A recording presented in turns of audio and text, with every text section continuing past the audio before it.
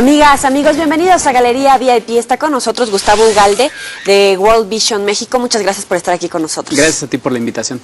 Es complicado hablar de los índices de mortalidad en niños y mamás que no lograron ni siquiera sobrevivir a un parto, ya sea en el periodo del embarazo, al momento del alumbramiento o que después de los 42 primeros días no logran seguir con vida, sobre todo por problemas relacionados con pobreza, falta de una buena atención médica, malnutrición, etcétera. Y es por eso que los invitamos para que nos platiquen en este momento cómo se encuentra México en este sentido. Pues mira, el dato más grave o el dato más fuerte en este sentido es que México no va a cumplir con la meta de reducir sustancialmente la mortalidad materno-infantil, es decir, la mortalidad durante el embarazo o en los siguientes prácticamente, nosotros lo consideramos prácticamente los primeros 3 años como organización, porque al final son los años más críticos en la vida del bebé cuando puede desarrollar sus defensas y como crece y tiene el desarrollo incluso cerebral básico a través de una nutrición adecuada y de las vacunas adecuadas. Entonces México no va a cumplir con esta meta y es muy grave porque se supone que deberíamos de tener seguridad social universal. Entonces hace rato tú y yo platicamos algunas cifras, a lo mejor las hablamos más tarde, pero bueno, el tema es que México no está cumpliendo con esta meta y muchas mujeres están muriendo cuando no deberían morir. Actualmente tú dices que son 39, yo encontré otro dato, pero cerrémoslo, 40 muertes por cada 100,000 niños nacidos vivos y la meta es reducir este número a 22 para el 2015. Estamos lejos. No, nos vamos a quedar muy lejos. O sea, prácticamente la meta es reducir a la mitad, dependiendo de las regiones y de los países, en las Millennium Development Goals, la mortalidad materno-infantil. El problema y lo que nos debemos preguntar es ¿por qué está pasando esto? Y como organización, nosotros nos preguntamos esto hace unos meses, tuvimos una campaña como de concientización en este tema, que la verdad tuvo muy buena acogida. Sin embargo, bueno, pues las autoridades todavía tienen mucho trabajo que hacer y muchas organizaciones civiles estamos trabajando en eso. Los índices más bajos los tienen Michoacán, Oaxaca, Campeche, Chihuahua y Guerrero. ¿Cuál es la problemática? Mira, ahí hay una problemática doble y lo hablábamos con la directora de Indesol hace unos meses, que es que también falta muchísima no exactitud en los datos. Ese es un grave problema porque nosotros no estábamos de acuerdo, por ejemplo, que Guerrero y Oaxaca estén ¿sí me explico? Que sabemos que hay mujeres que están teniendo problemas y que no se están reportando a través de los sistemas de salud. Existe un observatorio especializado en muerte materno-infantil, el Observatorio Mexicano de Mortandad Materno-Infantil, y ellos incluso también indican que hay una grave problemática en la exactitud de los datos respecto a la mortandad materno-infantil. Seguramente es un poco más alta. Normalmente las cifras tienden a ser un poco más altas en estos sentidos, ¿no? Entonces, pues el principal problema que estamos detectando nosotros es el acceso a un sistema de salud de calidad, ¿no? Básicamente, eso marca la diferencia en la reducción de problemas durante el embarazo o post. En su página de internet tienen varios gráficos. Uno de ellos muestra, por ejemplo, la cantidad de tiempo que puede pasar una persona en ir al hospital.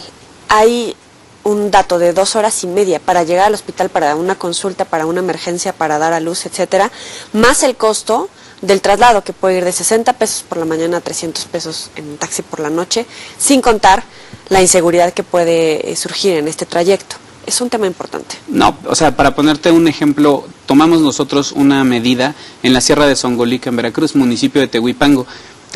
Tehuipango es uno de los 10 municipios más pobres del país y tiene, te puedo decir, aproximadamente 35 comunidades. Tomamos una comunidad al azar, en promedio, y simplemente pusimos a una persona de nuestro staff a salir caminando lentamente como si tuviera un problema de trabajo de parto o un problema físico que le impidiera caminar adecuadamente, y el promedio era el tiempo que estamos reportando allí. Entonces, si tú piensas, un niño con una diarrea aguda durante una noche puede morir por esta causa, simplemente porque no llega al centro de salud que está en otro municipio. Entonces, definitivamente la cobertura en salud hace una diferencia sustancial entre que la persona pueda llegar a tiempo cuando tiene un problema de salud grave o que necesita una respuesta inmediata, ¿no? Y bueno, la segunda parte viene ya sobre la calidad de los servicios médicos, ¿no? Porque una vez que llegan al servicio médico, la pregunta es, ¿pueden tener la atención de manera inmediata? ¿Pueden tener el acceso al medicamento? ¿Pueden tener acceso a las pruebas de laboratorio radiológicas necesarias para que se detecte su mal? O sea, porque un problema también muy grave es que cuando llegan al centro de salud no hay la canalización adecuada, simplemente o no hay medicamentos o no hay un médico especialista para atenderlos, ¿no? Entonces, realmente el problema viene sobre el sistema de salud, tanto en el acceso como en la parte de calidad del propio servicio. Y hay los contrastes como en el Distrito Federal y en el Estado de México, que a lo mejor parecería que no deberíamos de tener ningún problema por la cantidad de infraestructura, la cercanía, por ser la ciudad, etcétera. Sin embargo, también se registra el problema. Bueno, el problema también surge por el aislamiento propio que se da en las ciudades. Por ejemplo, nosotros tenemos un programa en la zona de Tulpetlac, en el municipio de Ecatepec. Finalmente no es uno de los municipios más pobres del país. Sin embargo, detectamos que en ciertas zonas la gente vive prácticamente aislada. ¿Por qué? Porque el costo de transportarse ya a una zona como Indios Verdes, por ejemplo, donde hay hospitales, donde hay acceso, les puede costar entre 18 y 25 pesos de ida y de regreso. Entonces, si tú piensas en una mujer que a lo mejor no tiene una actividad económica fija, que normalmente puede vivir de la economía informal o que pueda ser madre soltera, realmente limitas muchísimo el acceso. De nuevo tenemos en grandes concentraciones humanas, aunque el acceso puede estar garantizado en cierto sentido, por la distancia no se vuelve posible, ¿no? Ahora, algunos tienen servicios de salud como el Seguro Popular y otros carecen incluso de cualquier seguridad social en el Distrito Federal y en el Estado de México, que es donde se reportaba los índices más altos. ¿Esto es por la informalidad o por qué? Mira, nosotros, la explicación que nosotros hacemos, y era una pregunta que también hacíamos algunas veces, ¿por qué las personas no tienen este acceso? Una de las explicaciones definitivamente es la informalidad, ¿no? La informalidad muchas veces, pues al no darte ninguna garantía de información y obviamente ninguna seguridad social propia, no permite que las personas se informen. Aquí muchas veces el problema ya es de que la información llegue a ti para que te puedas dar de alta en el Seguro Popular, o si tuviste también una mala experiencia en el Seguro Popular, puedes simplemente dejarlo de lado, ¿no? El vecino, o sea, muchas veces también este tipo de experiencias marcan que la gente no se adhiera a las iniciativas, ¿no? Y las vacunas, ya hablando del bebé, a veces no necesariamente las tienen todas, no tienen acceso, no pueden llegar, etcétera. ¿Cuál es la problemática? Mira, en las vacunas, si te puedo ser honesto, nosotros no hemos identificado una problemática tan grave. O sea, el sistema de vacunación nacional, hay que reconocer también los éxitos, ha sido eficiente. O sea, hemos reducido o casi exterminado muchas de las enfermedades que durante los 40 o los 50 fueron problemas de salud públicos. El Sistema Nacional de Vacunación nos parece que es efectivo. ¿Por qué? Porque finalmente también se compone de muchos voluntarios, hacen visitas a comunidades y llevan las vacunas. Sin embargo, pues los retos ahora van a ser, o sea, los vemos más en el sentido de mantener la calidad del Sistema Nacional de Vacunación y cómo hacer que ese puente se vuelva no solo para vacunas, sino también para mejorar la salud de las madres durante el embarazo o de los niños en otras causas de muerte como gastrointestinales agudas o respiratorias agudas, que se vuelven las principales causas de muerte en niños rurales. ¿Esto a qué se debe? ¿Con qué lo tienen relacionado? Las enfermedades respiratorias agudas tienen dos causas primordiales. La primera es la falta de capacitación en las madres para manejarlas. O sea, porque la verdad es que también son madres, sobre todo en medio rural, porque es de lo que te estoy hablando, que es la principal causa de muerte, es madres que no saben manejar este tipo de enfermedades. ¿Por qué? Porque fueron madres que también recibieron de sus propias mamás falta de capacitación. O sea, sus mamás también fueron madres a los 14 o 15 años. Entonces, es la transmisión generacional de la pobreza y de la falta de manejo de estos temas. Son muy jóvenes. Nosotros trabajamos precisamente en crear capacidades de cómo atender cuando una diarrea es grave, cómo crear el Vidasor oral, si no lo tienes, incluso cómo hacer la mezcla de agua, azúcar, para que puedas darle a tu niño una hidratación adecuada durante una diarrea. Y el segundo factor que nosotros identificamos es la infraestructura en los hogares. O sea, seguimos teniendo, aunque se ha declarado que México ya está libre de piso de tierra, pues no es real, ¿no? Seguimos teniendo millones de familias o de hogares que tienen piso de tierra. Tú te imaginas la cantidad de bacterias que inhalan los niños todos los días. Seguimos teniendo millones de hogares que cocinan con leña, que están inhalando humo permanentemente y que no tienen acceso a agua. Entonces, esas tres combinaciones son las combinaciones perfectas para que se sigan perpetuando las causas de muerte en respiratorias agudas y gastrointestinales agudas, ¿no? Sin duda es un gran tema y se lanzan sexenio con sexenio programas para abatir la pobreza. Sin embargo, estos números nos reflejan que no necesariamente están dando resultados si los ponemos a prueba con este ejemplo. Actualmente, la iniciativa para combatir la pobreza del gobierno federal, ¿ustedes consideran que puede acercarnos a esta meta del milenio? Mira, nosotros valoramos mucho el hecho de que se acepte y se hable con honestidad acerca de que hay un problema muy grave, ¿no? Coneval hace un par de semanas sacó su reporte, 53 millones de mexicanos bajo la línea de pobreza. en general, ¿no? O sea, una pobreza de capacidades. Esto es más de la mitad o prácticamente la mitad de la población del país. Nos parece que ese es un esfuerzo muy valioso. Sin embargo, si ese esfuerzo de comunicación, que realmente es como la mayoría, no se concreta en medidas exhaustivas y sistemáticas para crear capacidades en las personas, para desarrollar las economías locales y para no depender de insumos como asistencia directa de dinero, de despensas, etcétera, no lo vamos a lograr. Realmente la base es la capacitación y el desarrollo económico. Y en la alimentación, o sea, con los índices de obesidad o de desnutrición, curiosamente, ¿cómo corregir esa problemática? Pues mira, como organización también entendemos que la desnutrición, que la obesidad también es desnutrición, ¿no? Es una mala nutrición. Sí. Pero finalmente, si tú te das cuenta, es el reflejo del México que vivimos hoy. O sea, la mitad padece obesidad y la mitad padece desnutrición. La mitad tiene acceso a los recursos económicos y la otra mitad está completamente excluida. O sea, es un país de contrastes terribles. Entonces, de lo que se trata es de generar políticas públicas que mitiguen que las personas obesas o que las personas, los niños que son gordos potenciales, sigan consumiendo los productos que los dañan, ¿no? Que haya una buena información, que las escuelas también fomenten la alimentación sana. Y por otro lado, crear capacidades en las personas que están desnutridas o que padecen desnutrición para que puedan generar sus propios alimentos o para que puedan alimentar a sus niños con los recursos que tienen.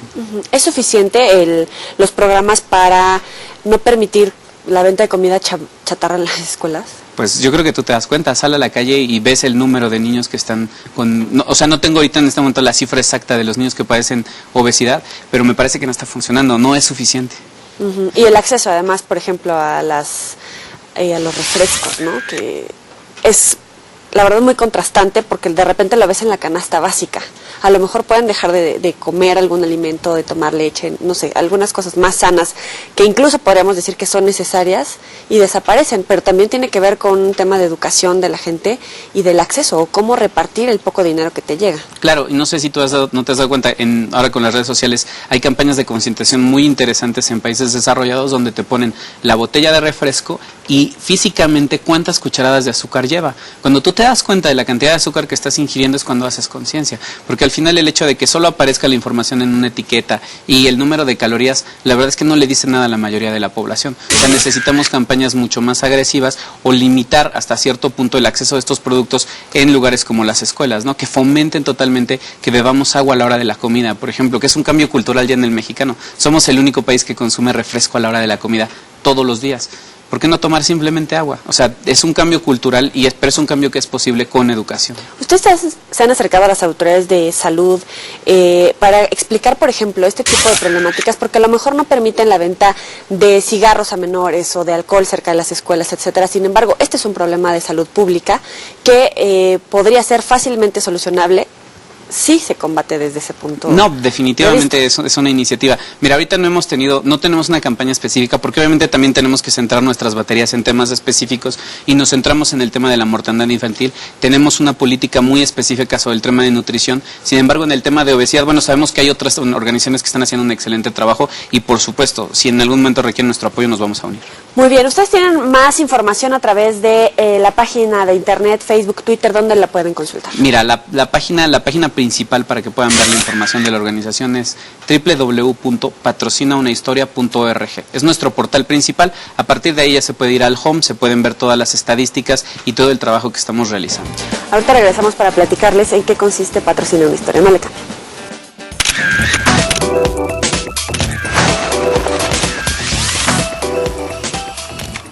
Gracias por seguir con nosotros. Si ustedes quieren saber cómo patrocinar una historia, tenemos aquí a nuestro experto. ¿Cómo lo podemos hacer? Pues mira, básicamente estamos lanzando una campaña de concientización, una campaña para entender cuál es el problema de la pobreza y también para en algún momento entender cómo se puede ayudar. La página es www.patrocinaunahistoria.org. La gente a partir de ahí puede conocer nuestra organización, puede conocer cómo se maneja la transparencia, puede conocer cómo damos reportes a todos nuestros donantes y quiénes son las empresas que nos donan. Realmente es una organización totalmente transparente. ¿Cómo pretenden combatir la pobreza, reducir, cortar círculos viciosos? Mira, el enfoque de World Vision es sencillo en ese sentido. Es un programa integral que tiene 3 características bien importantes. La primera y la más importante es que no es asistencial.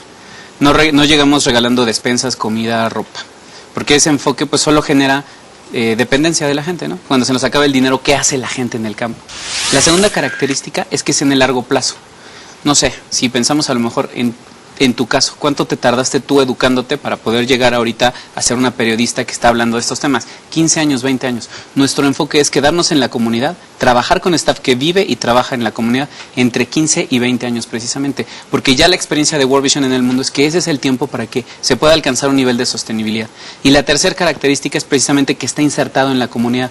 Nuestras oficinas locales no están en la capital del estado, no están en la cabecera municipal, porque la noción siempre es el desarrollo está más lejos o está en la gran ciudad. No, puede estar en tu comunidad, en donde te sientes excluido muchas veces, en donde no hay oportunidades y las generamos. Entonces nos enfocamos en crear capacidades prácticamente, ¿no? Por ejemplo, en el tema de nutrición nos enfocamos en que las mamás puedan nutrir adecuadamente a sus hijos con información, que sepan qué darles de comer, con lo que está disponible localmente, con lo que es culturalmente aceptado, con lo que es económicamente asequible. Y tenemos como variantes laterales para que puedan, por ejemplo, hacer productivo su traspatio, con técnicas, con agrónomos, con veterinarios, o por ejemplo, toman capacitación de cuidado de animales, les damos ahí sí las gallinas y el gallo. Y entonces el niño ya tiene proteína a partir del huevo de la gallina permanentemente. Entonces son estas estrategias. Autosustentabilidad, pago por servicios ambientales, a ese tipo de programas, ¿cómo se acercan? Pues Si mira, es que se acercan. no, nos acercamos básicamente a la autosustentabilidad. O sea, y el enfoque es literalmente, tú tienes la capacidad de ser sustentable y de nutrir bien a tu familia, nosotros te damos capacidades para que lo hagas, ¿no? A través de la nutrición, y la segunda es a través de microinversiones en infraestructura familiar. Los capacitamos para que puedan construir sus propios pisos firmes. Si toman la capacitación, les apoyamos con el material. ¿Usos y costumbres o la propia resistencia de la gente se llega a presentar? Por supuesto. Y precisamente por eso, por ejemplo, cuando el esquema, te pongo un ejemplo, el esquema de agua que tenemos es captación de agua de lluvia. Para que tengas agua y no tengas que caminar 5 kilómetros o 3 kilómetros, construye un tanque de captación de agua de lluvia y nosotros te apoyamos con el material. Pero al principio es como, no, pues esto no va a funcionar. Entonces llegamos y construimos en los lugares que son comunitarios, en la escuela, en el centro de reuniones comunitarias, y a partir de ahí la gente ve el cambio. Entonces a partir de ahí la gente, o en el baño seco, por ejemplo, el baño ecológico, igual. La gente entra, lo ve, lo usa y dice, bueno, yo quiero esto en mi casa, esto es mucho más digno que una letrina, es totalmente higiénico. Entonces, a partir de ahí vamos creando el cambio, rompiendo ese paradigma que muchas veces se cree de, es que los pobres son pobres porque quieren. No, no es así. Muchas veces los pobres son pobres, pero también porque no tienen información. Entonces, realmente combatimos la pobreza con ese enfoque, ¿no? Con un enfoque de acompañamiento. En el tema de bullying, también tienen un área específica para ayudar a la gente y lo tienen desglosado por edades, por escuelas, primaria, secundaria, universidad, en el trabajo. ¿Cuál es la información que tratan de acercarle de bote pronto a la gente? Mira, el año pasado lanzamos una campaña, nos unimos con un gran canal de televisión para niños, nos unimos con algunas marcas, con otras ONGs y lanzamos una campaña de alto al bullying. Realmente el propósito de esta campaña es que los chavos tengan información sobre lo que es este problema que es nacional de violencia dentro de la escuela, ¿no? De violencia de compañero a compañero, que es el bullying, ¿no? Y que se puede dar en todas las edades, y lo que proponíamos básicamente es que, uno, sepan qué es el bullying, y dos, sepan cómo actuar y decir alto al bullying. Pero no solo los muchachos, también los maestros, porque tú sabes que el maestro realmente, o la indiferencia del maestro, puede ser una gran diferencia entre detener un bullying a una persona o cambiar ese enfoque radicalmente. ¿Y dentro de la familia? Dentro de la familia viene la concientización evidente, ¿no? Para la familia está orientada, sin embargo la campaña, pues nos centramos más en el trabajo de la escuela, pero bueno, evidentemente que también la familia podía accesar y saber identificar sobre todo cuáles son los puntos clave para saber si tu hijo está padeciendo bullying o es el que aplica el bullying. A ver, ¿cuáles son? Pues mira, básicamente puede ser, yo tengo 4 que eran los básicos que hablábamos en la campaña, que era, el niño tiene un estado de ánimo bajo, evade las reuniones con sus compañeros o no quiere ir a la escuela o quiere evitar este tipo de acercamientos, replica a lo mejor algunos aspectos violentos dentro de la casa, o sea, lo que él está padeciendo lo puede replicar hacia otras personas, hacia sus hermanos o hacia otras personas, y la última es que pueden cambiar incluso también sus hábitos hasta alimenticios, o puede incluso enfermarse inesperadamente. Entonces, que los papás estuvieran también muy atentos a estos. Pueden ser los síntomas de la enfermedad o pueden ser otros síntomas, sin embargo, pueden ser de bullying. Y por el otro lado, el de la persona que hace bullying, bueno, puede ser un poco más difícil de identificar, pero normalmente son muchachos o chicos que tienen como un comportamiento más violento de lo normal. O sea, porque muchas veces a veces la interacción puede ser ruda en los juegos, etcétera. Pero uno también como padre se puede dar cuenta de que el muchacho está ejerciendo cierta violencia contra hermanos o contra sus compañeros. Y a partir de allí se tiene que buscar ayuda profesional. ¿Y cómo lo corriges, por ejemplo, cuando los parámetros de violencia o de bullying son normales incluso al interior de la familia? Ese es uno de los graves problemas, ¿no? Que vivimos en una sociedad que acepta la violencia como algo cotidiano y que muchas veces desafortunadamente dentro de las familias sucede a nivel de padres. Entonces, bueno, ¿cómo le puedes decir a un muchacho que está mal si estás viendo que tus padres se pelean a golpes, se ofenden de una manera pues que no es propia para educar a un niño, ¿no? Entonces realmente lo que buscamos es precisamente ese cambio de paradigma para que los padres de familia estén conscientes de que sus hijos pueden vivir una vida sin violencia y que obviamente la violencia doméstica no es algo normal. También es un enfoque con el que trabajamos. Se da en todos los estratos. Desafortunadamente, pero pues muchas veces puede ser más severo en estratos más vulnerables porque el alcoholismo, la frustración muchas veces de las propias familias puede generar estas dinámicas de violencia y obviamente también el papel de la mujer, ¿no? El machismo predominante, tristemente todavía en muchas comunidades rurales o semiurbanas, pues son un factor de vulnerabilidad ante la mujer. Esos son temas que llegan justamente a comunidades rurales, porque ayer platicaba con un especialista y nos decía, a veces las sociedades vamos subiendo el estándar de vida, de respeto, etcétera. Sin embargo, nos excedemos, porque a lo mejor nosotros estamos concentrados en el tema de bullying en las grandes ciudades, cuando no nos damos cuenta que en las comunidades más aisladas, su problemática es tener agua o no. ¿Cómo vas a insertar ese tipo de valores, de educación, de respeto para interactuar si su problemática es tener hambre, ¿no?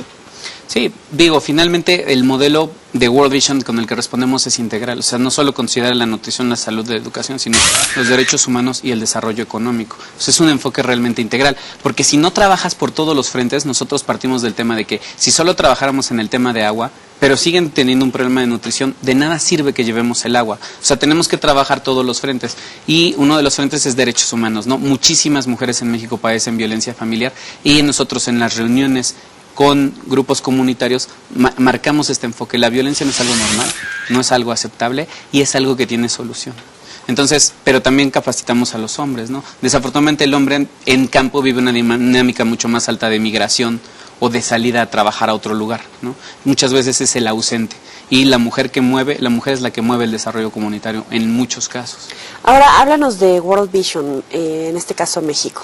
Mira, World Vision es una organización humanitaria que lleva 50 años trabajando alrededor del mundo. Es una organización sin fines de lucro que comenzó trabajando en Corea en los años 50. Hoy está en 100 países alrededor del mundo. En México lleva ya 30 años de trabajo. Y bueno, es una organización que se enfoca literalmente en trabajar con los niños más vulnerables de México. Sin embargo, nuestro enfoque de trabajo es con toda la comunidad. No solamente trabajamos con el niño, trabajamos con su familia y con la comunidad en un conjunto. Lo hacemos principalmente a través del apoyo de individuos, de personas individuales que padrinan a un niño o lo patrocinan y a través también del trabajo con algunas empresas, ¿no? De esa manera juntamos los recursos necesarios para poder operar estos programas en campo. De todos los apoyos que han dado, por ejemplo, aquí hay algunos, patrocina las primeras letras que es en un tema educativo, de nutrición, lo que hace ratito hablábamos acerca de las comunidades, el trabajo, patrocina el trabajo de mis papás. ¿Cómo han percibido que han cambiado gracias al apoyo de ustedes? Pues mira, tenemos casos de éxito, ya tenemos oficinas locales que han cerrado su trabajo y que han culminado. Y te puedo decir que ahorita lo más importante o el fruto inmediato que vemos es que cuando cerramos ya una oficina después de cierto tiempo de trabajo, entre 15 y 20 años te decía, cuando nos vamos se queda una asociación civil propia del lugar, que empieza a continuar o que sigue, más bien que continúa el trabajo que nosotros estábamos haciendo. O sea, ya la gente organizada, consciente y que ahora ya más bien les damos asesoría sobre cómo recabar fondos, sobre cómo hacer alianzas con las empresas locales, sobre cómo fortalecer el tejido social de sus comunidades. Entonces, realmente ese es un tema de mucho orgullo. No sé, en temas de desarrollo económico te puedo decir que una cadena de restaurantes mexicana compra toda la miel de unos productores de miel de la montaña Musga de Guerrero. Entonces es un caso pues muy marcado, ¿no? Cuando tú vas a esa cadena puedes comprar la miel y es miel orgánica, ya van a exportar a la Unión Europea y son 550 productores de miel que hablan la lengua musga, ¿no? Y que demuestran que sí se puede hacer negocios incluso desde una comunidad que no habla español. ¿Otro ejemplo?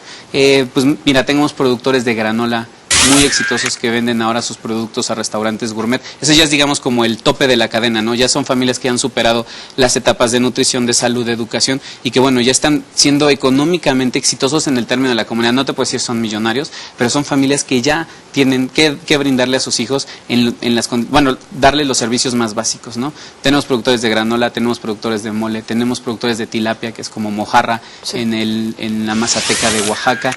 Entonces, son casos concretos que van mejorando. En la Sierra de Songolica estamos ahorita beneficiando a 13,000 personas en el tema de agua y saneamiento con alianzas, con empresas y con personas. Entonces, son beneficios que probablemente el mismo gobierno estatal o federal no pueden llevar, pero que la sociedad civil organizada sí está llevando.